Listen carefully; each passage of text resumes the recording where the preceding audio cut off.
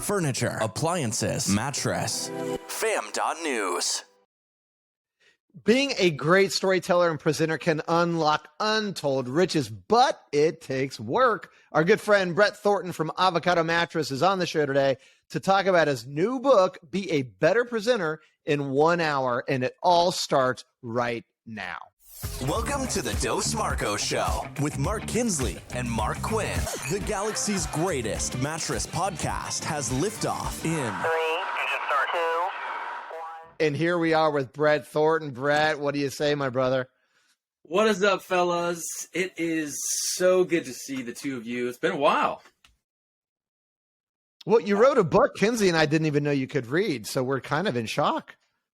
You know what? Here's the thing, you don't actually have to read to be able to write a book, so it's a little myth out there. But thanks so much for having me on. You dictated it, yeah. Yeah, it's great to have you here, brother, man. So people that don't know, you are, of course, a member of the fam. You are the VP of Retail with Avocado, and you're author of the new book, Be a Better Presenter in 1 Hour. And I think maybe the highlight of your career, though, is that you were the star of episode 69 of the Dos Marcos Show. Was that the pinnacle for you? And this is on the downhill slide? Yeah, I look at my life in two kind of chapters, right? Pre-episode 69 and post, right? Because it was just a lightning rod of change after that episode, clearly. So thank you, gentlemen. You really put my career on the map, that's for sure. Well, dude, we're so excited that you have a book under your belt now. And if there's anybody that can write about this topic, it's you. You have been presenting and selling and training and inspiring people to do better at all those things along the way through the vehicle of better presenting. And you finally put it all down on paper. And I'm really excited for you to let's start here. What do you mean by presenting, and why is presenting important, and why should people want to get better at it? Let's start there. Yeah, it's a great question, because when I talk presenting, it's a really wide bucket. So I'm talking presenting in front of a meeting. I'm talking facilitating a group. I'm talking maybe it's a Thanksgiving dinner table debate or argument amongst 10 people, and you've got the platform and you're saying your piece, right? Maybe it's you've got to do a wedding speech at your best friend's wedding next weekend. There's so many times throughout any given day, let alone a week or a month, that we are basically presenting, right? And the thing that's so important and invaluable when it comes to presenting is that if you really think and you boil down, what am I trying to get across? And can I do it in a way where people really understand what I'm trying to do? That's a skill and a talent. But the thing, and some people are just naturally more gifted in that, but really, when you break it down, there's actually a bunch of steps and things you can do to prepare for a presentation or a speech or a facilitation where you can almost guarantee what I call transfluence, which is a combination of, basically transference of information and fluency. And so what that means is that, you can speak to somebody and they can understand it enough to not only just be able to comprehend it, but probably even enough to go tell it to somebody else. And so this book is really a culmination of 20 years of me presenting and making mistakes and learning along the way, right? What to do and what not to do. And it's really it's kind of a combination of two things that I found really important when it comes to leadership books. One is, can you just give me the nuggets that are really important, right? So when I read leadership books, I love it. I'm always on the road, so I listen to books all the time, right? And what I found is that usually there's 3 or 4 or 5 really important things in a book that I take away. But oftentimes it takes you 300 pages to get there, right? And so I actually started writing this book on presenting 9 years ago when my daughter was 1 year old. And it was 200 pages of information on presenting and all these strategies and these things. And it sat there for so long because it was just daunting and I couldn't finish it and I shelved it. And that turned into a blog I used to have, which was the Little Black Blog of Presenting, which I did for years. And I had concepts and blog posts and videos. And it was basically just the things I'd written in the book, and I chopped it up because that was a little more attainable. And then I transitioned from that into the podcast with the fam, which was awesome. So that was, just Stories with VT, which was chopping up a lot of these things. And then eventually, I was challenged by my daughter actually to hey, you've been sitting on this book for 9 years. Just do it, finish it. Right. And so I pulled it out this summer and I started looking at it, and I realized the Brett today would never read a 300-page book on presenting. I would never do it, nor would I expect anybody to do it. So I started racking my brain, like, how long would I really want to read a book? And I came up with 1 hour. That's about what I wanted. I would like to invest 1 hour in this and get something out of it, right? And so for me, it was like, hey, could I take all these principles I've learned? Could I take all these things that I've done wrong and learn from and package it in a way where people could really read it in 1 hour and change the way they present? So it was kind of a daunting thing, but I broke it down. And then I realized, you know what, a book on presenting, you know, it's a little contradictory because you're reading something, but in actuality, it's something that you're doing in person and you need to see visually, right? So I realized I would need to combine reading with video. So this entire book is 5 chapters. Each chapter takes 10 to 12 minutes to read. And then after each chapter, I have a personal video message I shot of me presenting, and it's a challenge, something you have to physically do as the reader to help you solidify what you learn in that chapter. So yes, it's a little misleading because it's 1 hour of reading, but it's also 1 hour of video and activities, right? To like solidify this. But here's the thing, you know, at the end of the day, if you're only getting 4 or 5 or 6 learning points from a long book anyways, then what's the point of reading all this long book? Like, why not try to break it down, right? And so that's the short of it, you know. But the other part that's exciting with this is that I can honestly tell you, unlike a lot of books, every single person presents. You're doing it almost every day. And so everyone stands to gain if they understand how people who are really good presenters are doing it. And that's what I learned that I wish someone had taught me years ago. Oh, go for it. Yeah, but go deeper on that. So everybody presents every day. What do you mean by that, right? I think what you're saying is, look, even if you're just trying to present your case on where to go for dinner, like there's things in with your family, you know, when it comes time to, hey, where are we going to go for dinner? You know, there's this big discussion. Well, we could go here, but, you know, Gabby doesn't like that, or Nick, that, you know what I mean? So you're presenting your case. Is that kind of what you're saying? Like everybody, no matter what, in every walk of life, is a practical thing that happens all the time. And this book will help you be better in every aspect of presenting, which you may not even realize you're presenting, right?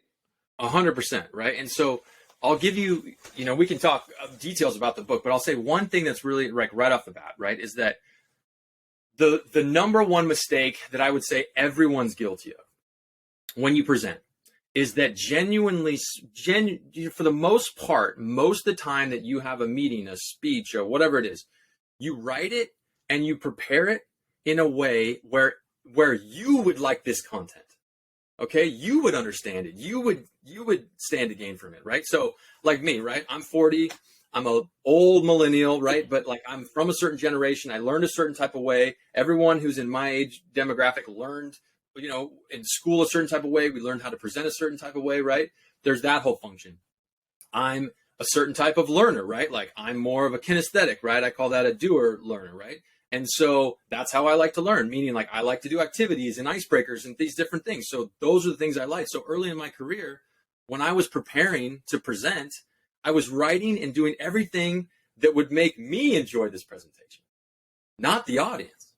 So, and that's in anything in life, to your point, Quinn. So whenever you go into a situation, what this book teaches you how to do in 1 hour is understand who's in the audience.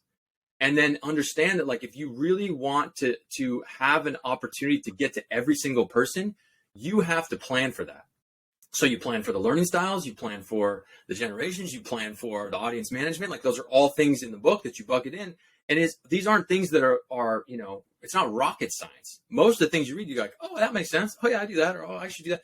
But it's putting it all together. And when you're preparing this presentation or the speech or even an argument or a conversation, like knowing who that audience is really important. Think about it, to your point, Quinn, that Thanksgiving dinner debate, right? Like you have to understand that, like, you've got grandma and grandpa over here are going to think of a topic differently just based on where they are in life, right? Your nephew over here is 15. They're thinking about it differently. Like everyone's coming from a different angle. You truly want to get your point of the story across, or like, you know, win your argument or whatever, like you have to understand where they're coming from so you can make your case in an appropriate way. And that's how it is with most things with presenting, right? And so it's kind of the whole old school G.I. Joe slogan, like knowing is half the battle. And that's what this book is, right? It's almost a love story to a young me and going like, God, I wish I could have had this stuff. I would have made a lot less mistakes and I would have had a lot better presentations along the way. BT, help us understand. Give us some nuts and bolts. So you're talking about something that's really important, which is know your audience. So we go to these, think about presenters in kind of its classic form. It's somebody up on a stage in a position of authority, talking to an audience of people. And that's what we think traditionally about presenting. Mm-hmm. Really good presenters don't try to shoehorn their ideas into what the audience should know, in their opinion. They really assess where they're at, what they're coming to the table with, what they're interested in, and then they tailor their presentation each and every time to that audience. So if you establish that with somebody who wants to be a better presenter, like know your audience, understand your audience, where do you go from there? Like, what are some of the tips and tricks and techniques you have in the book that can really help people? Yeah, so, I try to do two things. So I try to give people in the book really high level understanding around what you just said, which is how you understand your audience, right? So knowing the type of learners, knowing the type of how they're going to ingest your material, understanding, all that side of it. So that's like one ethereal part of it. But the other big chunk of the book is actual physical things that I do, right? So it talks about how you set up your room in a presentation, how you actually, like, when you practice, how you physically practice, meaning I set up a camera and I teach you how to set up a camera the same distance away as the first person in the audience. So when you're watching yourself back, you're actually in the eyes of someone in your audience, right? Like, I use keywords, I use all these types of things that, once again, they're not rocket science, but they are things that I know if I do, I set myself up for success. And so the idea is that I think a lot of times as people, and I've done it, you guys have all done it, sometimes we look at a presenter who's really good and you think to yourself, like, man, I could never be that good. Oh, wow. Like they're really resonating with the audience. Like, wow, that's such a talent. That's such a skill. And of course, as I said, everyone's not equal. Some people are just naturally gifted. But what they don't understand is that a lot of that is just in the setup. It's in your practice. It's in the setup.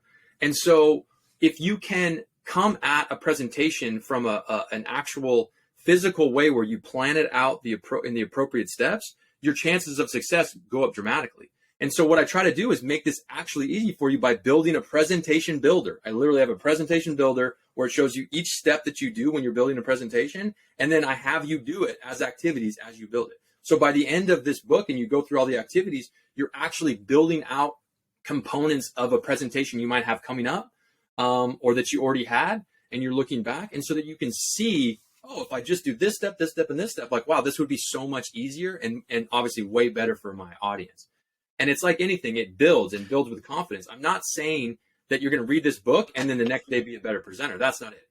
But what I am saying is you're going to read this book and then you will know the tools and the proper steps to be a great presenter. Now, whether or not you put those into practice, that's up to you. I can't physically go out there and help you do it, but these steps will work if you actually put the time in and go do it. So Brett, Mark, I think you brought up such a good point because, and Brett, a great response to his point where people go, it drives me crazy about our industry. Whenever there's a trade event, you have a speaker on a stage, they pay this guy 10 grand to come talk. And then they have a canned speech that they give at other industry events, and they never really bring it home. They never apply it to our audience, and it drives me crazy. I'm like, that guy just ripped off that audience and just gave us some bullshit canned presentation. So I'm glad you brought that up, Mark. So it's really important, not just that, but with examples that you're using. And Brett, I'm about to ask you a question, but I want to point out to everyone on this podcast that you do some really good work here on generational thoughts and thinking about the age of your audience as well as other things to put context around it. But I want everyone to make sure they look at that. But what I want to ask you about, and this is a thing I think is so important, maybe the heart of it all is the heart of the message. And so you talk about purpose and you talk about an example of how you apply even your children and you use that as inspiration. Talk to us a little about that and why it's so important for anyone giving a speech to really understand the heart behind the message. And what are you really trying to do? I always used to tell my kids, Brett, like, you can give up and give a speech. And there's two ways to do that. Number one is to get up and get out alive, which I think is true for a lot of people. And then the second one is to connect with your audience and make them feel you and make a difference with that time you've been given in front of them. So talk to us about purpose of message. Yeah, no, I'm so glad you brought that up. So this book is 5 chapters, and the entire first chapter is around the why. Like, why are you even trying to do this? It doesn't even get into concepts until chapter 2, because for me, and just like you said, understanding the purpose behind why you want to give a great speech or a presentation, to me, is the most important part. And so I coined a phrase in there. It's called passion transfer.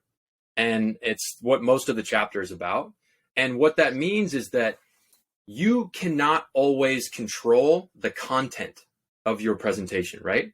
Like, sometimes content's given to you. Maybe if it's at work, like, hey, you got to present on this. Sometimes it's for what it could be for work. It could be for outside of work, whatever that is. Like, you can't always control the content. So the idea is, I'm trying to help you be a better presenter, and you might have content that you're not super excited about. So does that mean that you're going to go up and do a half-assed presentation because you don't really like the content? Well, no, you don't want to do that, right? But you're not excited about it. So how do you become passionate about something if it's not something that's naturally really exciting to you, or already passionate, right, about that specific topic?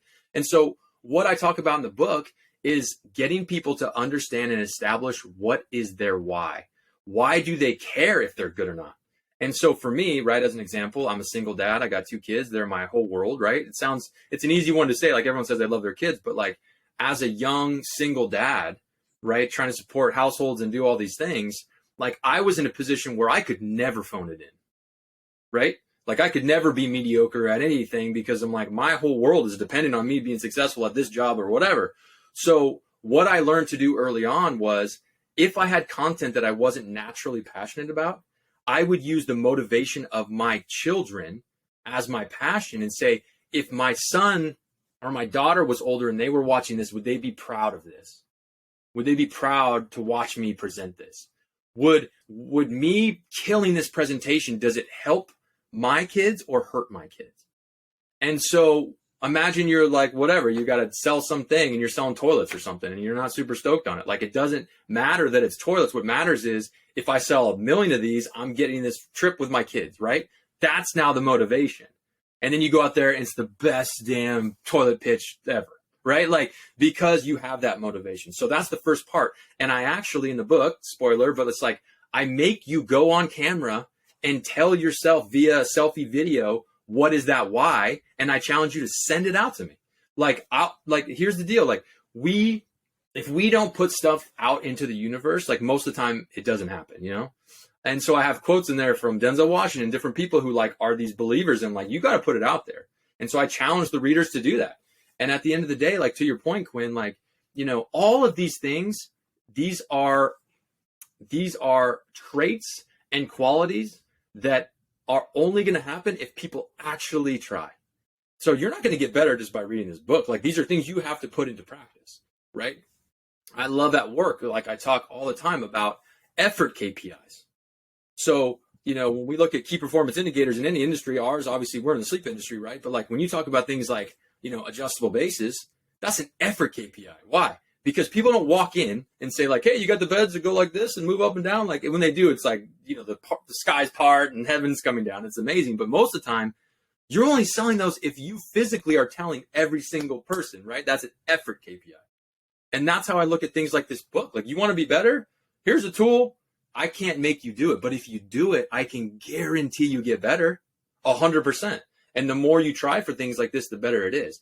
And I always tell people, one of the things you have to do as an individual, as a human, you have to learn how to abandon the lies that you tell yourself. I can tell you right now, so many people listening might tell themselves like, I'll never be a great presenter, or I'll never give a great speech. That's a lie. You may not ever be Tony Robbins, right? But it doesn't mean you can't be a 10 times better version of yourself. But you're allowing yourself to believe this narrative that I can't do it. And what you don't understand is, like, if you just followed all these steps, you'd write a really good presentation. You'd be set up, your audience, all these things, icebreakers, whatever, like, you would be at the top of a mountain. And what I always say, and what's in this book is, every time I present, my goal is to start at the top of a mountain and push a snowball down. Meaning, like, I've already warmed up the audience. I've walked around and said stuff. I do an icebreaker to break the ice. I do these different things. I set up, all these learning styles so that I make sure that if someone's a seer, meaning visual, if they're a doer, meaning activities, if they're if they're a thinker, meaning they want to like take some time to decompress, I've already put that all in. I know that I'm going to have some level of success. So I'm starting at the mountain and I'm pushing a snowball and it's building steam towards the end. What a lot of presenters do, they don't plan this way. They don't do an icebreaker activity. They don't go around and talk to the crowd. So you know what they are? They're at the bottom of the mountain trying to push a snowball up. You know how hard it is to roll a snowball uphill and get to the top? It takes forever. You may get up there and you may not. Most of the time you get halfway up, things are going to roll back on you, right? Like that's the analogy that I like to think about. So start at the top of the mountain and roll that thing down. Like here's some tips, here's some things to do. This is like a cheat code for that, if you could. So that's kind of how I'd put it. And I love that question, Quinn, because I think at the end of the day, everyone has a different reason for wanting to be successful, right? Or wanting to have a great presentation or a great speech. And there's different motivations, and it doesn't always have to be one. It can be multiple things, but at the end of the day, like me personally, like what's the goal with this book? It's like, I love working with people and helping people. It's something that drives me, right? So if this is a way that I can help people, great. That's a great influence for me. That's a great why for me, But even so, my kids are the reason that I did this book. My daughter's the one who challenged me to do it. So we all have those things, right, in our lives. And I think, it's important to understand that, like, not every presentation is going to be your best, not every speech, but at the end of the day, if you learn from each of those and you get better, then yeah, you will consistently improve and get better. We are talking to Brett Thornton. He is the VP of Retail with Avocado. He is the new author. So proud of you, man. Of Be a Better Presenter in 1 Hour. And there's a story about where this could go, but I want to hop in and share a couple of personal stories about presenting. Number one, I was a TV anchor, and everything that you described, I was actually putting together TV stories and doing the stand-ups, writing them, doing the on-camera stuff, and I would just do it for free. And eventually that led to me getting a job before I graduated from college. And I was practicing presenting, and I was having to look at myself on camera. And then once you're on the air and I became a weekend anchor, that's when you start doing air checks. And I can't tell you the improvement that I was able to realize by sitting there with somebody and having them share with me ways that I could improve, and just looking at yourself and knowing that you were hemming and hawing around or saying and being awkward or mispronouncing words. I still have plenty of work to do. There's no doubt about it. But what you're describing about putting it out there and letting yourself see yourself is so very important. And I'll tell you two little quick stories. One was I remember giving a speech when I was the best man at my friend Carter's wedding, and how that unlocked a relationship between my wife's sister and I. And it never happened until she saw me up there presenting and sharing my heart for my friend. And I don't know what it was about it, but your presentations can do things for your relationships that you may never know would happen. The third thing I wanted to say was I remember giving a speech at Furniture Today's leadership conference, and I was giving it the afternoon following Mattress Mac in the morning. Luckily, I wasn't on stage right after Mattress Mac, but he gave such a stem winder with such passion. I went upstairs. I went to my hotel room. I skipped out on everything else. I had the ironing board out so I could lay out my presentation. I changed everything, and I practiced 6 times all the way through so I could bring the energy that he had. So looking at good presenters, watching it, experiencing it, being in there, and then deconstructing what they do, also incredibly valuable. And it kind of changed the whole trajectory of how I present now in person by seeing Mattress Mac. So a lot of 3 little quick hits there to reinforce some of the points that you're making, man. No, and I love those examples because, once again, these are things that are happening, either in everyday life or these are big events. But one thing that always holds true is, listen, you're going to present regardless. It's going to happen, right? So the idea is why not be better at it? That's the reality. Why not be better? And why not make an influence? And why not make an impact while you're doing it? Because the whole thing is this: when you really get great at presenting and more comfortable, that allows you to let go of a lot of the things that are floating in your head and really connect one-on-one with the audience. So when you prepared in the right way and you're not thinking about what you're saying, it's just coming through because you've already prepped it all out and you've practiced and you've done things the right way, that allows you to connect so much more with your audience. And I always say this, I'll give an example like you're saying, Kinsley, like, when you do work events, so of all these people listening out there, most of you work, okay? So a lot of you who are working, you go to these holiday parties, you go to, a celebration after a holiday or a big sales weekend or whatever, and everyone's at the event, right? And they're all at the end. It all gets to that point where everyone's having drinks or whatever, and then what does at least one person need to do?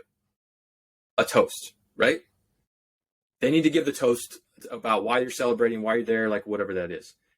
I've met and have seen over the years, over 20 years of working, plenty of people who like, that's not their thing. And so they just like, hey guys, not my thing, toast to you, like, love you guys, you're the best.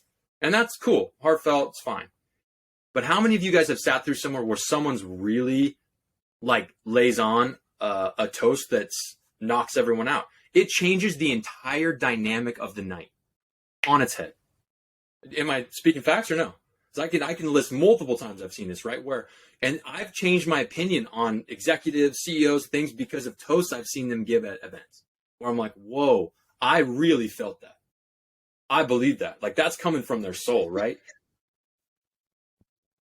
Go for it, Mark. I think there's a real art in hosting a dinner, Brett. So I think that's exactly right. I think if you can give an appropriate toast or something like that, or even the first minute of a phone call where you got your team together, that like those little things, like, they don't have to be 30-minute pontifications. They can be a minute, 2-minute little thing that are met with, with an objective, and you can deliver it the right way. You can make an impact. And as you were talking, you guys, what it made me think about is, preparation, Mark, your work and the effort you made to go back and look at that content. And, Jim McIngvale inspired you to be better in that moment. But the preparation you put into that and then to try to capture the passion, those two things are also, oddly enough, the biggest combatants when it comes to nerves. Because, the three of us are blessed. Like there's a lot of stuff that we suck at, right? I mean, we're not good at, many things in the world, but one thing that we are pretty good at is what's that? I said I have a list of all the things you guys aren't good at. It's pretty long. Well, I don't think it could be as big as the one we have for each other. We definitely are aware, somewhat, hopefully fully aware. But anyway, I just think, if you're nervous, a lot of people are. It's like supposed to be like the number one fear in the country, right? Yeah. And so if that's where you are, preparation and practice preparation and passion, if you find the reason why, and then you prepare properly, that will do so much to lower the stress level, and just going into it with a different kind of, intention of, look, I'm going to take the time I've been given to have a conversation with this group of people, and I'm going to make the biggest impact I can, because I know that if I do, then this is the outcome from that. And then when you practice and practice and practice, it gives you this sense of I'm ready, and then the nerves drop drastically. Do you think that's a fair way to look at that? 100%. And listen, like, I'm a firm believer that like there's a healthy level of nerves, right? Because that means you care. Like if you didn't care, you wouldn't be nervous, right? So you're nervous because you want to do well. Obviously there's an element of I don't want to embarrass myself or screw up or whatever. But those nerves you can definitely tame down through your practice, through your preparation. And that's actually one of the things that I had no idea, but I love about this book. And it's a concept that I came up with this summer, which was I was thinking about as I pared this thing down to this short book, I started just looking at the logistics. How do I publish? How do I put it out there? Who looks at it? How do I do this? And at the same time I was thinking about all this, I had gotten a call from a friend who was like, hey, I'm part of this crowdfunding group. It's a bunch of people who are trying to fund this cool, there's like this Instagram business thing, and it wasn't something I was interested in, but he started talking about crowdfunding. Oh, I'm getting these group of people together. They're all like-minded and they're going to fund this thing. And then they're going to talk to other people about it and blah, blah, blah. And I was like, bingo. I won't go to a traditional publisher that doesn't probably understand this world. Why don't I have this book edited by people who are insane presenters and facilitators, right? So instead of going traditional route, I had this book, I called it, right, crowd editing. So I have 6 unbelievable facilitators, presenters, influencers, Ron Thurston, April Sobral, Matt Anderson, Hernani Alves, Tamaki Fobbs. Like, so this group Alex Valles, like they are in their own right, probably better presenters than I'll ever be. But what was cool is instead of just having someone edit the book, I asked them and said, hey, if you want to be a part of this, obviously, I need you to help me edit because, like you said, Mark, I can barely spell and read. So that was great. They did that. But 2, I said, would you be willing to give your presentation tips? And so legitimate, I had no idea what to expect. These people are all really busy and have crazy careers and whatnot. All 6 of them wrote out their top presenting tips. And there's 20 pages in the back of this book of extra content that is just presentation tips from these amazing people. And it turned out a billion times better than I could have ever imagined. And it's really cool. And this new concept is something that I want to keep rolling on into other books for other people, because I think there's so much merit in, hey, here's my concept. Take it, take the things you really like, take the things that resonate with you. But then like, hey, here's a bunch of other experts with like some really concise details, because just reading through their tips, I was like, God, I want to go back and edit my book a little bit, right? Like I could put this in there, and I'm like, no, I'll leave it, but it was that cool and that good. And so it's just a really awesome bonus part of the book that turned into something really special that I didn't even really, understand what it was going to be in the beginning. And I love that. What a creative way to go about, getting great inputs, rounding out your thinking, not having to do it alone. When Quinn and I wrote our book, that was something we got to the end of it. I'm like, man, I'm so glad that we didn't have to do it alone. So what a cool idea for authors out there to kind of crowd edit. And then I love the interactive piece that you've done with this as well, and be a better presenter in 1 hour. The videos, the challenges, the opportunity for somebody to really engage with you as the author and get some feedback and create a real path for them toward improving and some change making there. So well done, man. I would expect nothing less from you. You're such a creative guy. You've got an energy and an enthusiasm that we love so much, man. I'm so glad you're part of the fam. I'm excited for your book. I'm going to pick it up. I'm going to review it, and I want to be a better presenter, because that's the thing. If you're not honing those skills, if you're not practicing, use it. Don't use it. You'll probably lose it. Yeah. No doubt about that. I have one more question for you, Brett. Yeah. You ready? Mm-hmm. So Mark and I, when we give speeches, we have a pregame ritual of tequila shots in the green room. Yeah. Sometimes we'll bring invited guests. A couple times, like people have wandered in, and so it was more than one shot of tequila. We found like, oh, well, here's this person, and they came in to visit before we went on, and so it ended up being a couple. So do you recommend a shot of tequila before speaking, or no? I mean, listen, I guess situationally, I'm definitely a fan. So sure, right? Depends on where. Now, 9 a.m. at work, like maybe not. So, case by case it. But I think what you, as much as that's funny, and it's also an amazing part of one of the chapters I talk about, which is, I have a section that, people who work in HR are going to hate the title, but it's touching is good. And so the idea being like, if you can, anytime you're presenting, sometimes it's not possible, but if you can, whenever, I'm a huge fan of walking around any room before I present, right? And warming up the crowd, shaking as many hands as I can, giving as many hugs, talking to as many people. And especially if I don't know people, I go out and try to meet people, because you're trying to make like who in this audience is then going to be an ally for me that I can connect with when I'm speaking. And they're going to be smiling and like giving me that like pump up energy, right? Like that's really crucial.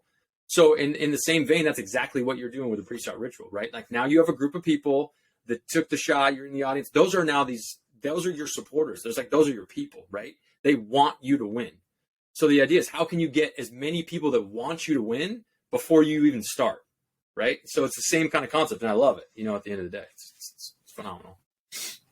I'm a huge fan of that. I remember reading about some person that was running for politics like way back in history, and like one of the things they would do when they would go on their campaign is they would go out and they would meet the mayor and the sheriff and the baker and everybody they could ahead of time, and that those people would come to the speech and he had already won them over.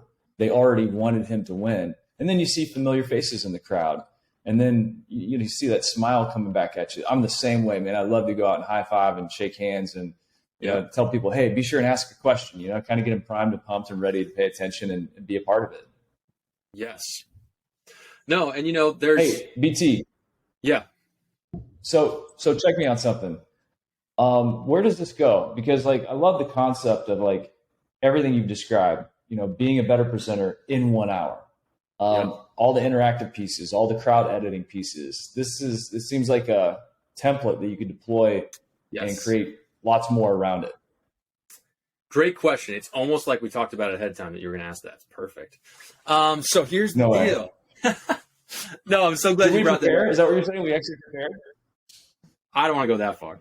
I want to remain believable here for the audience. So, no, here's the thing. So this book, it's part of a series.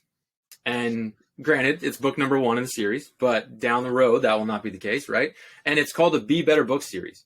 And so that's actually like the YouTube channel that all the videos go under. Eventually the site and all that stuff will all be under the Be Better Book series, not under this one book. And the reason is because I personally believe that I'm not alone in the fact that like I love to consume I'm constantly consuming leadership material, self-help stuff, like anything I can do to learn and get better, right? Constantly. And I know almost everyone I know is in the same boat of like listening to podcasts, reading books, like everyone's like trying to do stuff. But I also think that I'm not alone in the fact that like I just find it really difficult to devote a month to a book or 3 weeks listening to one long book. Not saying they're not awesome. Me personally, it's a lot of commitment to like, what's the juice? What's the nuggets? Like, how do I get better? And so this is a open invitation for anyone listening to the Dos Marcos podcast, anywhere this goes. The Be Better Book series is an umbrella.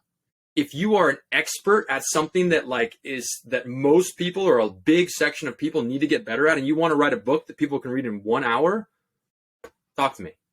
Because I want this to become the next like book for dummies that I had in the 90s and in the 2000s, right? Where there's all these things you could learn and you could learn it in a quick, kind of a quick time period. That's the vision for this is marketing, sales, training, whatever your function is. People want to get better at it, but they want to do it in a quick 1 hour. And so I set this book up as a template and how to do it. I know how you set the book. I know how you do the crowd editing. I know how you set up to get, published and printed on Amazon really easily now. So I've learned the process. And so it's basically a duplication. And at the end of the day, like, wouldn't you like to have all these concepts laid out for you that you could improve in 1 hour? Doesn't that sound like something that like everyone would want to do? So at the end of the day, like, as I've always said, I love helping people. And I can only help as many people as like my sphere is, right? Like I'm an expert in these things. I don't want to ever pretend to be an expert in things I'm not. So I have a limit of how many of these books I could probably produce, but there's no limit to how many categories are out there. And so I would love to connect with people who, have something that they're burning to get out there because this is such an easy platform to do it. Does that make sense? Absolutely. Quinn, you going to Be a Better Podcaster in 1 hour? No, but I was thinking about doing a series of Be a Better Speaker in 45 minutes.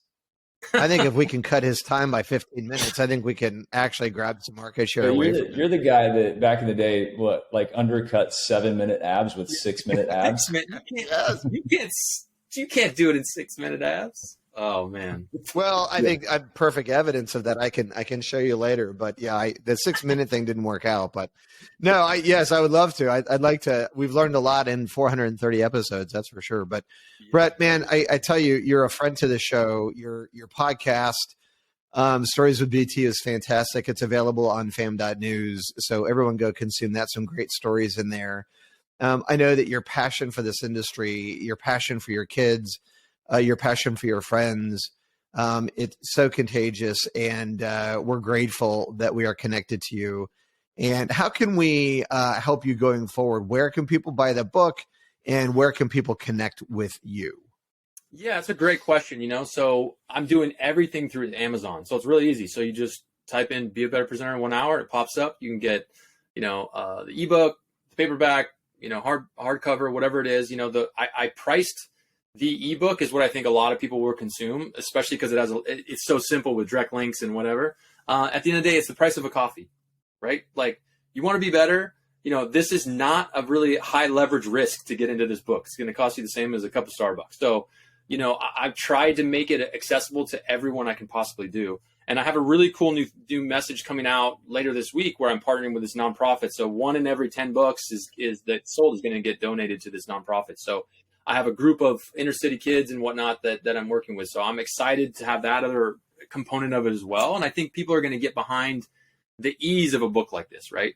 As it's not a huge commitment, but I think it really pays off in the end. So I couldn't be more thankful for you guys having me on and helping me put it out there a little bit. But I always challenge people too, the buying the book is one thing, but I'm just as much or more concerned, or not concerned, like looking forward to people connecting with me on LinkedIn. So just find me on LinkedIn, right? At the end of the day, like from a person and a human perspective, but a business perspective too, like I just think that the larger we can grow our community, the better we all are off, and so I'm consistently looking for people out there who are doing things different, who have great content that they're putting out, like who can challenge me and motivate me.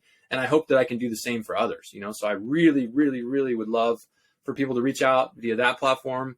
And then, get the book, leave a message or whatever it is. And if anyone's interested, I have a bunch of copies I'm going to do, sign and write some messages. So if anyone wants, one of those copies, just DM me through LinkedIn and that'll be that. You rock, man. Thank you so much for putting your heart and soul into this, making it something that's different, something that's needed, and connecting the dots and building community. We're all about that at the fam. You're part of the fam. We appreciate you. Love you, man. Congratulations. And you know how to get connected with BT. Buy the book. And no matter where you are, Quinn, whether you're on the treadmill, walking on the beach, be sure to subscribe. Give us a little 5-star review, and we'll have show notes and links over at fam.news. BT, appreciate you, man. Yes, thank you guys so much. Love y'all. Appreciate it. You can bounce on it. Champ.